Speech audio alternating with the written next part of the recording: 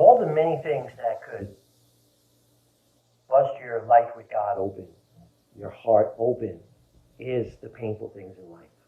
Something we can all relate to. You see, we're all very different, but some of the things we have in common is that every one of us has done things we regret and we're ashamed of, and then every one of us that people and life do things to us that we wish didn't. We've all been hurt. We all have this pain, and we don't talk about it. We don't wear it on our shoulders. We don't, spread it around, but it's there. Pain is not the only way to God, but it is the biggest. The biggest thing that can open up your heart and cause you to feel vulnerable, cause you to feel a need for Him in your life. I know that's true from my own story. I was a lost kid. As a teenager, I never did any really stupid, crazy things, but I also didn't have me.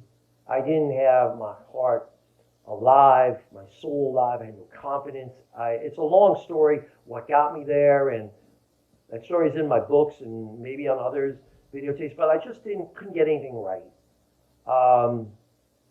I just felt like I just wasn't loved. I felt I didn't matter to anybody. I had acne really bad as a teenager. I'm not talking 1 or 2 zits. I'm talking you could play connect the dots for hours on my face, never get bored. I wasn't good at the sport that I loved, which was football. It wasn't that I wasn't good, it's that I wasn't built.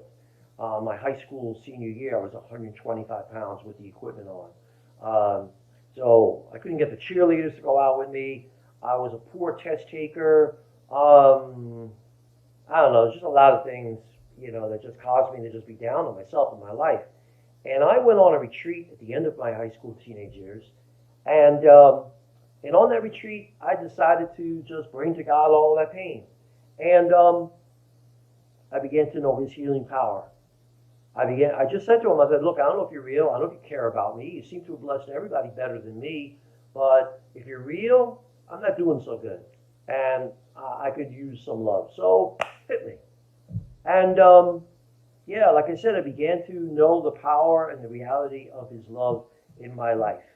I have seen this many times with young people because we all, it's not just young people, we all try to pretend that we got it all together.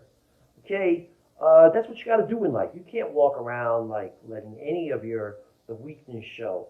And I'm not advocating that you do that, but when it comes to God, He wants you to keep it real with Him. How did Jesus teach us to pray? Our Father. That's how He opens it. Our Father. He's trying to teach us that you grow old, you grow wise, but in your heart, you're always going to need that God the way a child needs their parent.